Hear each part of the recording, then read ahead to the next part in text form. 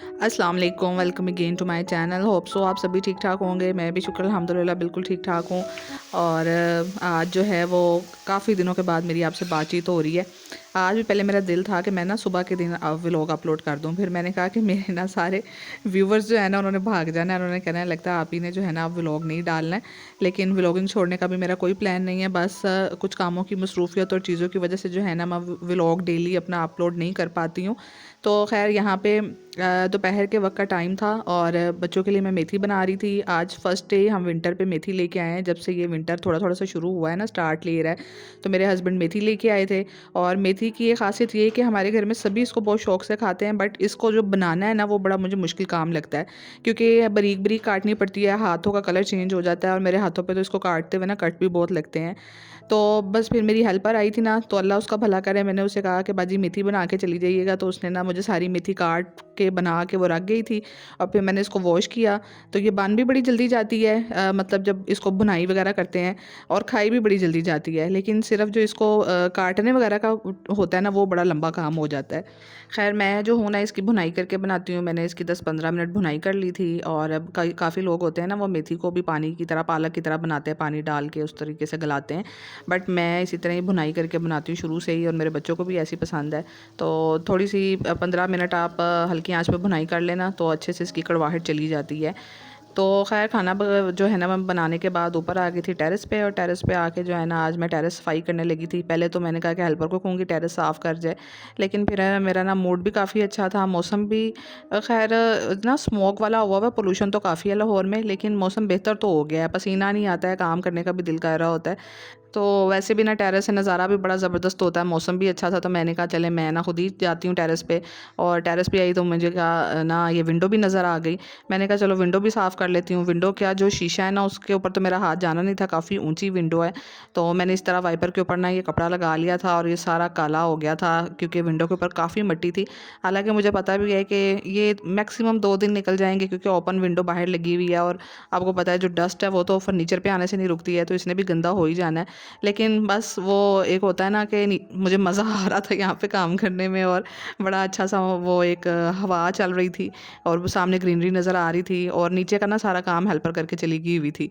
उसके बाद ही मैंने टेरेस वॉश करना शुरू किया था, तो मैं बड़े मज़े से आराम आराम से जो है ना वो खिड़की साफ़ करने लगी रही। क्योंकि जब खाना भी बना हो दोपहर का, सारी सफाइयाँ वगैरह भी हो गई हों, तो बस आप फिर ना आराम आराम से कोई ऐसे काम मैं निकाल लूँ ना, तो बड़े मज़े से इंजॉय कर रही होती हूँ। ऐसे दिल चाह रहा था आज के टेरेस साफ़ करूँ। टेरेस जो है ना बड़ा ही अरसा हो गया था मैं टेरेस पे आई ही नहीं थी। तो खैर मैंने यहाँ पे जो है ना विंडो भी अच्छे तरीके से, नीचे से रेलिंग भी साफ़ कर ली। अच्छा मज़े की बात ये कि रेलिंग की बाहर वाली साइड ना इतनी गंदी नहीं थी, शायद यहाँ पे बारिश पड़ती है और मिट्टी सारी रेलिंग से साफ़ होती रहती है। जबकि जो अंदर वाली साइड थी ना रेलिंग की, हमारी जो सीढ़ियों वाली साइड है, वहाँ पे रेलिंग बहुत ज़्यादा गंदी थी, क्योंकि यहाँ से मुझे लगता है जब पानी गिरता होगा ना बारिश का, तो वो सारी मिट्टी उस साइड पे चली जाती होगी। तो फिर मैंने लगे हाथ दरवाज़ा भी साफ़ कर दिया टेरेस का, और ये इतना गंदा हुआ हुआ था ना कोई, इसके ऊपर मुझे काफ़ी मेहनत लगानी पड़ी। मुझे 2 दफ़ा जो है ना इस पूरे दरवाजे को साफ़ करना पड़ा। बहुत से काम जो है वो हेल्पर करके चली जाती है, लेकिन मेरा खुद भी दिल करता है कि मैं अपने घर की बहुत सारी चीज़ें खुद भी जो है ना साफ़ सफाई करती रहूँ साथ साथ में, क्योंकि सारे काम तो आप उसकी ड्यूटी नहीं लगा सकते हो ना। बहुत सारे काम छोटे छोटे ऐसे भी होते हैं जो आप खुद हाथ मारते रहो ना, तो घर ज़्यादा नीट क्लीन साफ़ सुथरा लगता रहता है। तो यहाँ पे इन दोनों के कपड़े सिल के आ गए थे। आप लोग कह रहे थे कि जब आप सिलवाएंगी ना कपड़े तो आप डिज़ाइनिंग वगैरह चीज़ें शेयर कीजिएगा, तो अभी ये फर्स्ट ही कपड़े सिले हैं जो मैंने उस दिन शेयर किए थे कि मेरी अम्मी लेकर आई थी। और ये वाली ना मैंने न्यू दर्जी ट्राई किया था, हमारी सोसाइटी में ही है, तो हमने सोचा चले ये फ़ीमेल टेलरस है तो उससे ज़रा जो है ना उससे सिलाई करवा के देखते हैं। तो फर्स्ट ही एक्सपीरियंस था, और मैंने उसको गले का डिज़ाइन कहा था कि ये वाला बना दें, और ए लाइन कमीज़ थोड़ी सी सिलवाई थी। ए लाइन उसको मैंने कहा था कि ए लाइन नीचे से कटिंग कर दीजिएगा, और ऊपर से ना मैंने उसको गले का डिज़ाइन दिया था कि ये वाला गले का डिज़ाइन बना दीजिएगा। मुझे जहाँ तक लग रहा था ना थोड़ा सा गले का डिज़ाइन छोटा था, ये थोड़ा सा ज़्यादा होना चाहिए था। वैसे लग सही रहा था, क्योंकि मैंने हुरिया को बाद में पहना कर भी देखा था, और ये हादिया की शर्ट थी, इसका भी गले का डिज़ाइन मैंने टेलर को कहा था कि आपने ना इस तरीके का सीना है।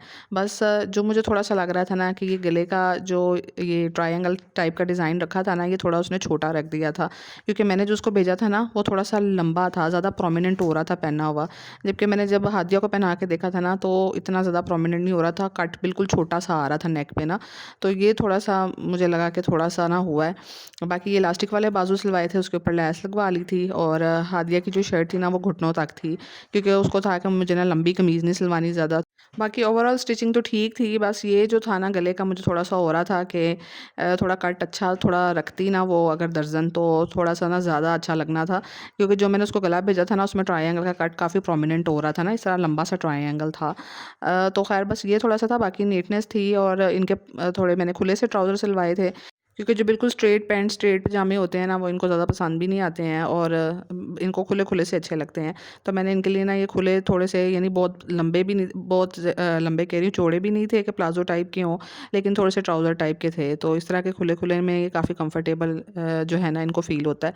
तो फिर मैंने यहाँ पे हुरिया को पहना के देखा ना, तो हुरिया को तो सही लग रहा था, अच्छा लग रहा था। और हुरिया का ना सूट पहनने के टाइम पे मूड इतना ज़्यादा ऑफ हो रहा था कि जैसे हमारा अपने टाइम पे होता था ना, मेरी अम्मी जितने भी मेरे कपड़े सीती थी ना, इवन के फिटिंग भी कर रही होती थी तो मुझे कहती थी, "ये मुझे पहन के दिखाओ, मैं देखूँ गला कहाँ तक आया है, कितना आया है, और फिटिंग जो है वो सही आई है कि नहीं आई।" तो मुझे भी उस टाइम पे बड़ी खौफ चढ़ती होती थी कि अम्मी जो है ना पहना के देखना ज़रूरी है, बस जो आपने सी दिया ठीक है। लेकिन अब जब मैं खुद अपने बच्चों के सिलवाती हूँ ना या सीती हूँ, तो मैं भी यही होता है कि पहन के दिखाओ ज़रा, मैं देखो कितने अच्छे लग रहे हैं ना। तो बल्कि मेरी कोशिश होगी कि मैं दोबारा जितनी दफ़ा भी मैंने स्टिचिंग की सिलाइयाँ लगाई हैं ना, मैं दोबारा बार-बार पहना के देखूँ जब मैं खुद सी रही होती हूँ। तो जब दर्जन से सिल के आए ना, तो फिर भी मैं कहती हूँ कि ना मुझे एक दफ़ा पहन के दिखाओ। तो हादिया ने भी मुझे पहन के दिखा दिया था, और हुरिया ने भी, तो दोनों को लग तो ठीक रहे थे, सिर्फ़ वो थोड़ा-सा मुझे ना गले का हो रहा था कि नेक का थोड़ा-सा वो बड़ा रखती ना स्टाइल, तो ज़्यादा अच्छा लगना था। तो ख़ैर ये अगले दिन का व्लॉग है, और अगले दिन मैंने सारे सोफ़े अच्छे से क्लीन किए थे, क्योंकि आजकल इतनी कोई डस्ट आ रही है ना घर के अंदर, इतनी डस्ट आ रही है। एक दिन साफ़ करो ना, अब मुश्किल अगला दिन निकलता है, और उससे फिर अगले दिन हर जगह पे डस्ट-डस्ट सी नज़र आ रही होती है। तो मैंने ना सर्फ़ वाले पानी में अच्छे से कपड़ा डिप करके ना सारे सोफ़े अच्छे से सर्फ़ से ऊपर-ऊपर से साफ़ कर दिए थे। वेलवेट के हैं, सर्फ़ से एक दफ़ा साफ़ कर दो ना तो बहुत अच्छे से क्लीन हो जाते हैं। तो फिर साथ ही जो है वो मेरे मियाँ साहब ने कहा कि ना लाएँ मैं ब्लैंकेट ड्राई क्लीन होने के लिए दे आऊँ, क्योंकि पता कोई नहीं चलता है एकदम से जो है ना वो पंखों के नीचे ठंड लगना शुरू हो जाती है, और फिर जो है ना ब्लैंकेट का एकदम से मौसम आ जाता है। हमारे ना डबल प्लाई वाले ब्लैंकेट नहीं है। इस दफ़ा मेरा इरादा था कि मैं डबल प्लाई वाले लूँ, लेकिन अभी तक जो है ना वो मैं बाज़ार नहीं जा सकी, और ना मैंने जो है ना वो लिए हैं अभी तक। तो मैंने सोचा फ़िलहाल चलें इनको तो ड्राई क्लीन होने के लिए दे के आएँ। अच्छा, मेरी ना इतनी ज़्यादा रज़ाइयाँ ना, मेरी अम्मी ने इतने बिस्तरे दिए थे ना शादी पे, मेरी पेटी भरी हुई है अभी तक ना। लेकिन हमारे सबसे ज़्यादा जो यूज़ होते हैं ना वो ब्लैंकेट होते हैं शुरू-शुरू में, और उसके बाद ना जो डबल बेड की रज़ाइयाँ हैं ना, जो जिसको विकी रज़ाइयाँ भी बोलते हैं, वो यूज़ होती हैं। जो मोटी वाली रज़ाइयाँ होती थी ना उसके ऊपर वेलवेट के इतने प्यारे कवर चढ़े हुए हैं ना, बट मैंने वो सँभाल के रखी हुई हैं, क्योंकि वो सिंगल-सिंगल बच्चे लेते नहीं हैं अलग से, क्योंकि उसके बाद विकी रज़ाइयों का दौर आ गया, और जो है वो डबल प्लाई वाले ब्लैंकेट, उससे सारी सर्दी गुज़र जाती है। क्योंकि वो होते ही इतने ज़्यादा मोटे हैं।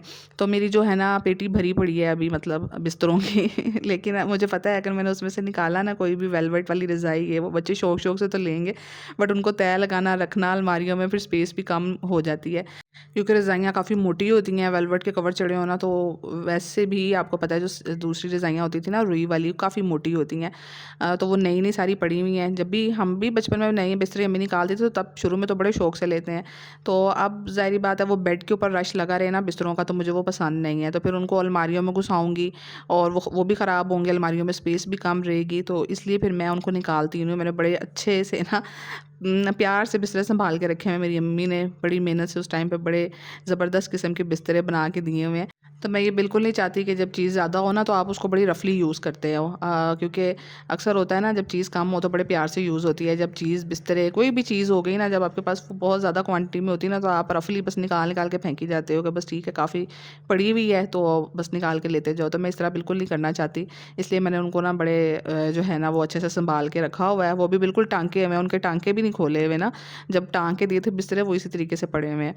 तो बस यहाँ पे ना रात के 10:30-11 बजे का तकरीबन टाइम होने वाला था, और आज इनकी फ़रमाइश पे ज़िंगर बर्गर मंगवाए थे। बड़ा टाइम हो गया इनको फ़ास्ट फ़ूड खाए हुए, क्योंकि मैं घर पे ना बहुत टाइम से अलाउ ही नहीं करती कि पिज़्ज़ा आए, ज़िंगर बर्गर आए ना। पहले बहुत ज़्यादा हमारे घर में फ़ास्ट फ़ूड आना शुरू हो गया था, उसके बाद ना फिर मैंने बहुत कम कर दिया था मंगवाना, और कोल्ड ड्रिंक भी बहुत कम कर दी है घर पर मंगवानी ना। तो मेरा ज़्यादा यही होता है कि आप जैसे अभी मौसम फ़िश का आया हुआ वो मंगवा लो, या कुछ अच्छी चीज़ें खाएँ बच्चे, अच्छा जो है ना हेल्दी चीज़ें होनी चाहिए।